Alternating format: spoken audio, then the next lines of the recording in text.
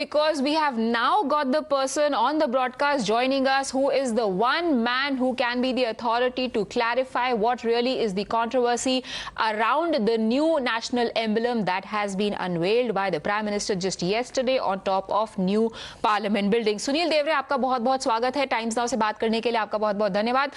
सबसे पहला सवाल जो आपसे हर कोई आदमी आज जानना चाहेगा कि ये जो पूरा विवाद है कि आपने एक जो ओरिजिनल सारनाथ का जो एम्बलम था, जो नेशनल एम्बलम था, जहां पे शेर बहुत ही शांत दिखाई दे रहे हैं, आपने उनको इतना अग्रेसिव क्यों बना दिया है इस पोर्ट्रेट में जो न्यू पार्लियामेंट के टॉप पर है?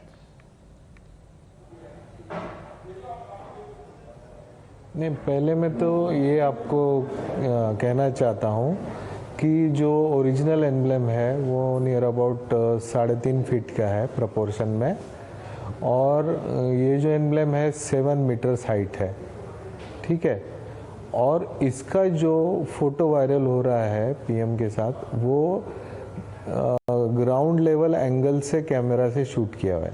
जैसे मेरे सामने एक मॉडल है जो रिप्लिका, जिससे हमने ये किया है, आपको दिखाई दे रही है? नहीं सर, आप हमें तो ये इस एंगल से अगर उसको देखेंगे सर, अगर आप उसको उठाकर तो अपने सामने रख पाए तो कैरेक्टर चेंज हो जाता है।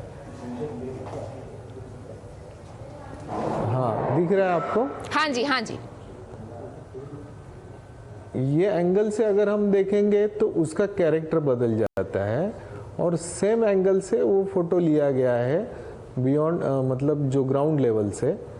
और इसका कैरेक्टर अगर हम पैरेलल फोटोग्राफ लेते हैं, पैरेलल, क्योंकि वहाँ जो पार्लियामेंट में जो जगह है वहाँ से जो फोटो लिया गया है वहाँ स्पेस ही नहीं है, तो अगर हम दूर से उसका इमेज लेते तो ये डिक्टो मैंने जो राष्ट्रीय एम्बलम है उसका कॉपी किया है।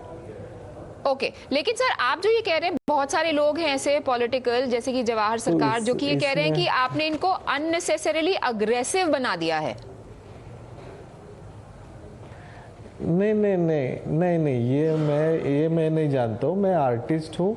मैंने पूरा कोशिश की है कि इसको परफेक्टली नेशनल एम्बलम जो सारनाथ का जो जीसस पहले 280 बीसी में बना है उसका स्टडी करके मैंने ये छोटा ये बनाया, फिर इसको एनलार्ज करके वहाँ बिठाया।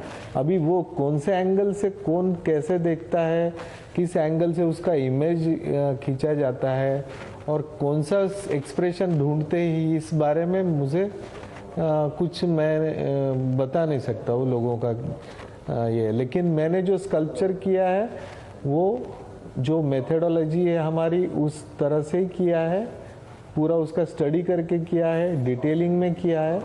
मेरा ऐसा कोई पर्पस नहीं है कि ये स्कल्पचर में ये एक्सप्रेशन या मुझे किसी ने प्रेशर नहीं किया है कि ये एक्सप्रेशन दो। इसमें आर्टिस्ट कोई इंटरेस्टेड भी नहीं होता है। मैंने जो ऑथेंटिक है वो मैंने किया है।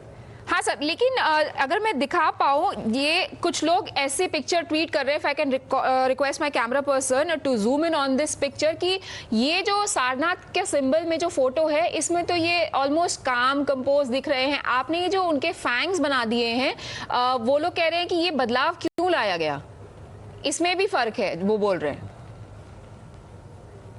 नहीं, तो उनको ये सोचना चाहिए कि उनको वो जो सारनाथ का इमेज है उस एंगल से ही मेरा स्कल्पचर देखिए, तो उनको अपने आप उसका आंसर मिल जाएगा।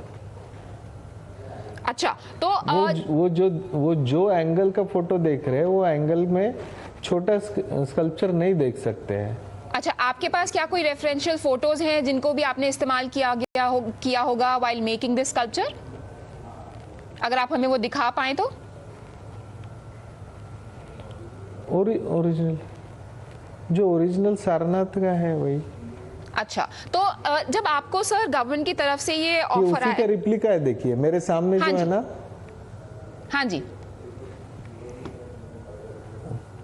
ये जो स्कल्पचर है ना, हाँ जी, ये उसी का रिप्लिका है, और इसी को एनलार्ज किया है हमने। अच्छा, तो आपको जब गवर्नमेंट की तरफ से ये कॉन्ट्रैक्ट दिया गया था ये बनाने के लिए, तो क्या वहां से किसी प्रकार का कोई ब्रीफ आया था कि उनको a particular kind of sculpture चाहिए, या आपको पूरी क्रिएटिव लिबर्टी दी गई थी? नहीं, गवर्नमेंट की तरफ से मुझे कॉन्ट्रैक्ट नहीं मिला। ये मुझे टीपीएल टाटा प्रोजेक्ट लिमिटेड से दिया गया है। डायरेक्ट गवर्नमेंट से मेरा कोई ये नहीं है इसमें। तो आप बड़ी बात कह रहे हैं ये कि सरकार से तो कुछ लेना देना है ही नहीं, ये प्रोजेक्ट तो आपको अलग से दिया गया था, आपने अपने डिस्क्रिप्शन का इस्तेमाल करते हुए बनाया है जो भी बनाया है। तो हाँ, क्या मैं सब कॉन्ट्रैक्टर हूँ इसमें, मैं सब कॉन्ट्रैक्टर हूँ। ये टाटा प्रोजेक्ट लिमिटेड से मुझे मिला है। तो आप जो बता रहे हैं कि आपका ये जो sculpture on drop of parliament है ये सारनाथ के नेशनल एम्बलम पर बेस्ड है, इसका सिंबॉलिक इंपॉर्टेंस क्या है?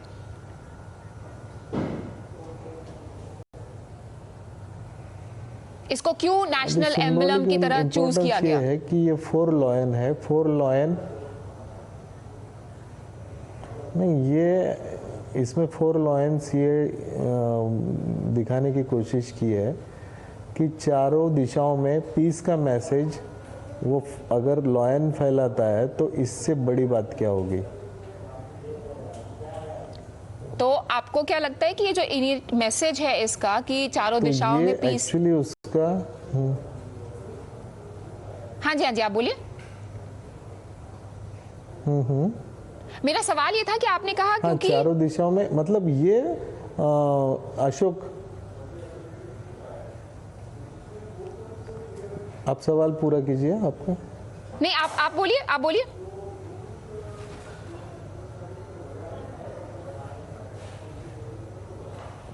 नहीं, मैंने जो स्टडी किया है कि जब अशोक पीरियड में ये स्कल्पचर्स बनवा के लिया होगा उन्होंने, तो उन्होंने लॉयन ही चूज किया है और वो चारों दिशा में शांति का मैसेज पास कर रहे हैं। ओके। तो लॉयन का कैरेक्टर तो लॉयन ही होगा ना। हाँ जी, तो आप ये कहना चाह रहे हैं कि अगर लायन अग्रेसिव नहीं होगा और पावरफुल होना हमेशा वायलेंट होने के बराबर नहीं है। आपके देश की जो ताकत है जिसको आप पीसफुल पर्पसेस के लिए भी यूज कर सकते हैं, this can also be a symbol of that.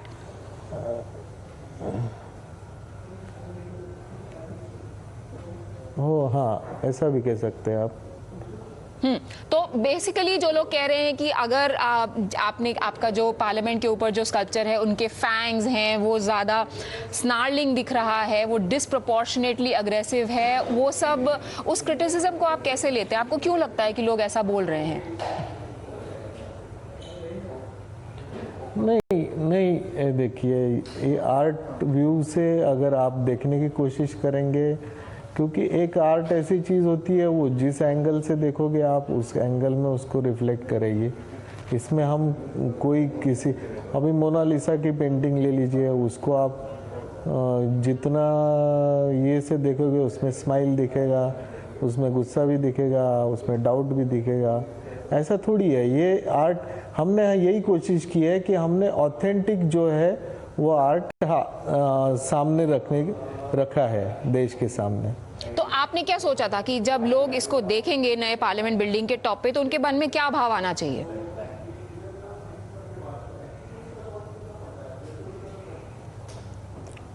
नहीं, ये भाव ये as a symbol, as an emblem, ऐसा भी नहीं है कि ये पहली बार बन रहा है। ये तो हमारे हर विधानसभा बिल्डिंग, विधान लोकसभा, ये सब का स्टडी करके ही हमने ये बनाया है। नहीं, बट आपने जैसे बोला कि कुछ लोग अगर इसको देखेंगे तो उनको लग सकता है कि एग्रेसिव है, कुछ लोगों को पीस का भाव आएगा। आपके दिमाग में एज अ क्रिएटर क्या था इसको बनाते वक्त?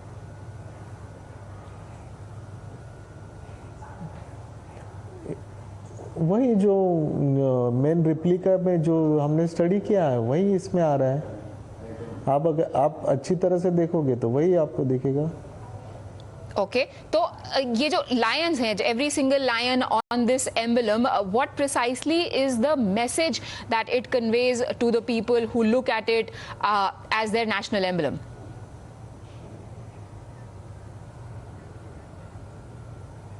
वो तो पीस की शांति का भाव वो चारों दिशा में फैला रहे हैं, यही उसका मैसेज है। ओके तो इसकी जो इमेजरी है, आप ये कह रहे हैं कि उसमें कहीं से भी अग्रेशन का कोई भाव नहीं है?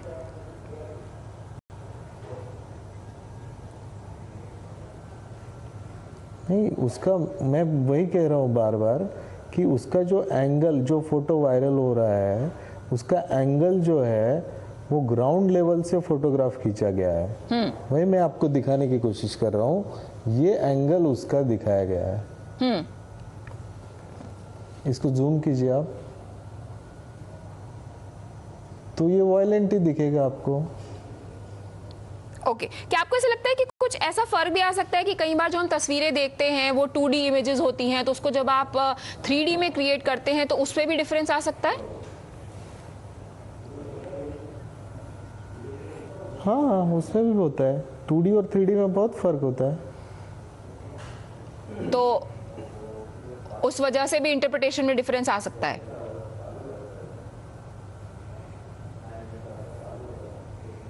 लेकिन ये 3D मॉडल है ना ओरिजिनल। हाँ जी।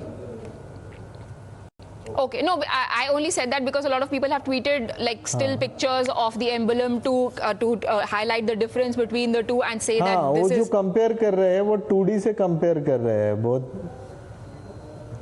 Right. Thank you, sir, for joining us on this broadcast. Mr. Sunil Devre, they're clarifying a lot of questions that have currently been swirling around the new national emblem unveiled by the Prime Minister on top of the new Parliament building. We take a very quick break.